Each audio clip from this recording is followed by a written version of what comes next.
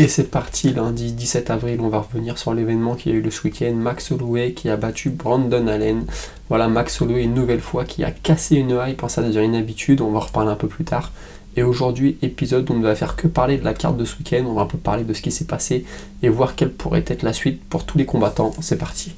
Hey man, how the hell you doing? I've been just fine living life with the news and in my mind, all I hear is music, watching your mouth move, damn you look stupid. I feel like everyone's a stranger, small talk with your narcissistic.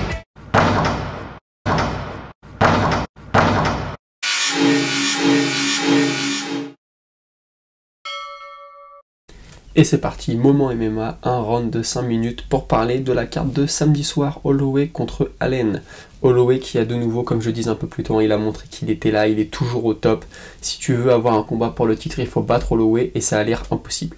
On y revient à la fin de l'émission, je vais attaquer par le bas de la carte, principale bien sûr. Clay Guida qui a perdu contre Rafa Garcia. Voilà, Clay Guida, il avait commencé vraiment très actif, il rentrait avec ses séries de crochets comme on a l'habitude, sauf qu'il n'a pas vraiment été chercher de la lutte, et très vite Rafa Garcia a réussi à avoir le timing, il a réussi à le contrer, c'est-à-dire que l'histoire du combat c'est Clay Guida qui rentre et Rafa Garcia qui le contre. Ça a été ça tout le temps, à la fin du troisième round, Garcia a accéléré un peu, on a cru qu'il allait aller chercher un KO, il n'y a pas été. Bon voilà, un Guida, on sait que de toute façon c'est le gros de sa carrière est derrière lui. Maintenant voilà, ça reste un combattant fun à voir, il a eu des super combats à l'UFC, il continue à faire de l'argent, je pense pas que c'est un mec qui soit millionnaire, il a besoin de ça, donc c'est bien qu'il soit encore à l'UFC. On a cru qu'il allait raccrocher les gants à la fin, il a fait une petite blague, il a enlevé ses gants, il a pris le micro, et il a dit non c'est une blague en fait, je veux juste échanger mes gants avec Rafa Garcia. Donc voilà, Clay Guida, on va continuer à le voir taper des mecs hors du top 15 forcément. Rafa Garcia, lui c'est une victoire qui est bien, il accroche un nom à son palmarès, mais maintenant je le vois pas aller très loin dans la catégorie, il a pas un super physique, il a l'air un peu limité quand même, mais bon c'est une victoire bonne à prendre, tant mieux pour lui. Le combat d'après c'était Pedro Munoz qui a battu Chris Gutiérrez. Voilà, Chris Gutiérrez, après avoir battu Frankie Edgar, il avait l'occasion d'accrocher un autre nom à son palmarès, mais il ne l'aura pas fait. Très tôt dans le round, Pedro Munoz a réussi à le dropper avec un crochet. Ensuite, il s'est jeté dans sa garde, parce que Chris Gutiérrez est tombé sur le dos, Munoz s'est jeté dessus. Moi, je trouve qu'il a été un peu vite, il a essayé de frapper, faire du ground and pound. Il aurait peut-être mieux fallu qu'il se pose, qu'il prenne la garde latérale, c'était possible pendant un moment. Il l'a pas fait, du coup, Gutiérrez l'a repris dans la garde. Et puis voilà, le round s'est égrené comme ça, le premier round, après ils se sont relevés, mais voilà. C'est un combat, honnêtement, c'est Pedro Munoz qui a fait le combat. Chris Gutiérrez, il a semblé attendre le coup dur tout le temps, attendre le contre, mais il n'a pas réussi, il n'y a rien qui est venu, il s'est fait redropper dans le deuxième ou dans le troisième, je sais plus, mais voilà. Belle performance de Pedro Munoz qui montre qu'il a toujours sa place dans le top 10, qui va peut-être remonter encore un petit peu. Par contre, Gutiérrez, là, les portes se ferment, va falloir travailler un peu, va falloir être un peu plus actif, parce que je pense que mettre des contres à tous les combats ce sera pas possible, mettre des KO spectaculaires à tous les combats ce sera pas possible. Donc là voilà, il a vu que s'il voulait rentrer dans le top 10, top 15, va falloir faire plus. Et puis pour Pedro Munoz c'est bien, il met une victoire, il montre qu'il n'est pas terminé, qu'il est toujours là, ça reste un nom fun à voir. On va voir ce que ça va donner la suite pour lui. Ensuite, on a eu Tanner Boser qui a perdu par KO contre Ion Cutelaba. Cutelaba, c'est ça. De toute façon, dès le début, le combat sentait la poudre. Les deux tapaient très fort, les deux tapaient très vite. Tu sentais que ça allait chercher à se mettre KO. Et c'est Cutelaba sur un mi-overhand, mi-direct du point arrière qui arrive à envoyer Tanner Boser au tapis. Boser commence à se relever contre la cage, mais Cutelaba arrive à lui immobiliser le bras et à frapper, il frappe. Et tu vois que Boser est plus là, l'arbitre s'interpose. KO au premier round. Cutelaba, c'est ça, de toute façon, Cutelaba, si tu lui mets des mecs à son niveau, tu vas avoir des combats de fou. Des mecs qui restent debout contre lui, tu vas avoir des super combats, tu vas avoir des super KO, ça va être fun à voir. Mais voilà, Cutelaba, il est limité. Si tu commences à lui faire taper des mecs du top 10, tu sais qu'il va perdre, tu sais que ça va pas être top. Et voilà. Donc bon, Boser, combattant fun à voir aussi. Je pense que les deux, tu vas continuer à les voir sur des main cards de petits événements comme ça, des combats où il y aura très certainement des KO. C'est plutôt fun à voir, on parle pas de futurs champions, mais voilà, c'est des petits noms à suivre. Ensuite, on a eu Dustin Jacoby qui a affronté Azamat Murzakanov. Murzakanov qui s'impose, mais Jacoby, je trouve qu'il paye un début de combat trop timide. Il a été trop timide dans le début de combat, alors il s'est fait toucher dans les deux premiers rounds. Mais voilà, c'était lui le kickboxer, c'était lui qui était censé faire le combat debout. Il s'est fait manger debout par Murzakanov. Et dans le troisième round, on a Murzakanov qui baisse de rythme, qui a du mal. Et Jacoby, je pense qu'il a plus assez de gaz. Il le touche, et après il va chercher la lutte, on comprend pas pourquoi. Pourquoi tu vas chercher la lutte alors que tu es censé être le meilleur debout, que tu commences à toucher, que tu commences à faire mal. Je pense qu'il avait plus de jus, il était plus très lucide, et vu qu'il avait déjà été touché dans les deux premiers rounds, il avait peut-être peur de se faire envoyer au tapis, de se faire mettre KO. C'est dommage, mais c'est quand même un nom à suivre. Je pense que si on lui met des mecs qui restent debout contre lui, on peut avoir des combats bien fun. Encore une fois, les deux là, on parle pas de futurs champions, en tout cas je pense pas. Mais voilà, Jacobi, fun à voir. Murzakanov, on va voir quelle sera la suite, il va falloir qu'il confirme. Mais il reste invaincu, 13 combats, 13 victoires. C'est un combat un peu ennuyant à suivre, mais bon voilà, ça c'est passé quand même.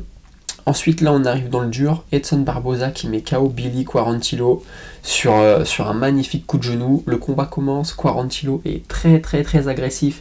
Il rentre avec les poings, il rentre un peu avec les jambes. Il va chercher un peu à étouffer Barboza. Mais dès que Barboza frappe, tu sens que c'est dangereux. Tu sens que Quarantillo, il avance, mais il n'a pas les mains assez hautes, il n'a pas une garde assez hermétique. Et du coup, il prend des coups. Et tu te dis, oh, attention, il peut aller au KO. Mais comme lui aussi il envoie très fort, tu te dis c'est peut-être lui qui va connecter en premier, parce que Barboza c'est un très bon striker, mais il a été mis KO plusieurs fois. On le sait, même contre des mecs qui n'ont pas un striking excellent comme Brice Mitchell, il a déjà été mis KO. Donc on pouvait se poser la question, et en fait à un moment Billy Quarantillo met la marche avant, et il va chercher un takedown, Barboza est dos à la cage, il envoie le genou, il lui met le genou à la pointe du menton, Quarantillo s'écroule. Voilà, Barboza, toujours très fun à voir, il a eu une carrière de fou en léger, maintenant il est en poids plume. Le haut du tableau c'est fini pour lui, mais le top 10, ça peut être un très bon gatekeeper du top 10, Barboza, j'étais super content pour lui. Il a fait un beau combat. Quarantillo, va falloir retourner travailler, malheureusement pour lui. Ça lui casse un peu, il avait une petite hype qui commençait à arriver, quand on te donne Barboza, c'est qu'on commence à te faire confiance. Malheureusement, ça n'aura pas suffi. Barboza, il avait fait un peu la même chose à Hooker, il l'avait pas mis KO, mais Hooker pendant un moment commençait à monter Dan Hooker chez les poids légers. Il avait affronté Barboza l'avait détruit en striking, ça avait mis un stop tout de suite, ça lui avait dit voilà, faut retourner travailler, bah là c'est la même chose. Quarantillo se retrouve dans la même situation que Dan Hooker, va falloir retourner bosser parce que là t'as pas passé l'épreuve. Et enfin le main event, Max Holloway qui a dominé Arnold Allen sur les 5 rounds. Alors voilà, on peut donner le deuxième round à Allen, je pense. Voilà, Max Holloway, franchement, c'était pas la plus belle performance de sa vie, mais par contre, il n'a pas réservé le même sort, on va dire qu'il avait réservé à Brian Ortega, qu'il avait réservé à Rodriguez, qu'il avait réservé à Qatar. Tous ces mecs-là qui montaient, on leur mettait Holloway en face, et Holloway les détruisait. Bon, à part Rodriguez, j'avoue, ça avait été un peu plus serré. Mais en tout cas, Ortega et Qatar, ils s'étaient fait vraiment démolir par Max Holloway. Allen, ça n'a pas été le cas, parce qu'Allen, il a vraiment amené une puissance de frappe. Ouah, franchement, le menton de Max Holloway est toujours là. Moi j'ai peur avec les combattants comme Holloway qu'on fait des guerres dans toute leur carrière, qu'à un moment le menton parte. Et Holloway, le menton est toujours là, il a pris des crochets à la mâchoire, il a pris des bons coups, il est resté debout. Tu sens qu'il craignait quand même la puissance de frappe de Allen, mais il a su varier ses frappes, lui, contrairement à Allen, je trouve. Allen est resté beaucoup en anglaise, Max Holloway a beaucoup joué avec les middle kicks. Tu sentais que Allen, à la fin du 5e round, là, les middle kicks, ça faisait mal. Et donc voilà, Max Holloway, franchement, il nous fait un super premier round où il met du volume, on reconnaît le Max Holloway qu'on connaît, a beaucoup de volume, il met la marche avant, il démarre même un peu vite, moi je trouve que c'est plutôt un diesel d'habitude, Max Holloway, il met du temps à rentrer dans ses combats. Là au contraire, il est rentré tout de suite dedans. Deuxième round, il était un peu sur le reculoir, et il n'y a pas eu autant de volume que d'habitude, mais il a réussi quand même à gérer le rythme du combat. C'est lui qui a donné le rythme à chaque fois, quand il accélérait, il arrivait à toucher. Et puis à la fin du combat, on a Allen dans les 10 dernières secondes qui donne tout pour essayer d'aller chercher un KO, et Max Holloway le contre Allen, il s'écroule contre le sol, puis c'est la fin du combat. Mais ça aurait été un peu plus tôt, je sais pas comment Allen se serait relevé, parce que Holloway vraiment il désaxe, boum, il touche. Voilà. Donc un combat plutôt fun, bon, comme je dis, c'est pas le Max Holloway qu'on avait vu contre Ortega par exemple. Je trouve qu'il a un peu baissé de niveau, Max Holloway, même si l'adversité est toujours là en face, et bon, il est toujours au top, de toute façon, Holloway, s'il devait y avoir un combat pour le titre contre Volkanovski, c'est Max Holloway qui doit l'avoir. Regardez, la Rodriguez va avoir le combat alors que Max Holloway l'a battu. C'est vraiment le dernier rempart, c'est un peu comme dans les jeux vidéo, t'as le boss final et t'as le mec juste avant, t'as son adjudant, et déjà faut battre l'adjudant pour aller taper le boss, c'est un peu la même chose. Et cette semaine, Holloway, il avait dit que c'était pas impossible de le voir reprendre un combat contre Volkanovski, qui voulait toujours ça, qui voulait toujours être le meilleur, et là j'ai vu qu'il avait dit après son combat que pourquoi pas le Korean Zombie, parce que c'est un des mecs les plus anciens qu'il n'a jamais combattu, il a beaucoup de respect pour lui, etc. Ce sera un super combat, c'est vrai. Par contre pour moi Holloway est vraiment au-dessus du Korean Zombie. Alors c'est bizarre, est-ce qu'il veut un combat pour le titre, est-ce qu'il veut pas attendre, peut-être qu'il veut faire 2 combats d'ici la fin de l'année, peut-être prendre le Korean Zombie au mois de juillet, puis prendre Volkanovski ou Rodriguez, le vainqueur au mois de décembre, ça serait possible.